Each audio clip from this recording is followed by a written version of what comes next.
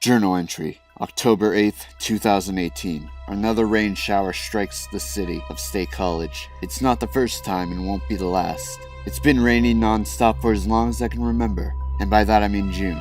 But not a day since then went by where our beloved scenic city hasn't undergone precipitation. The city used to be different. It was peaceful. It was safe.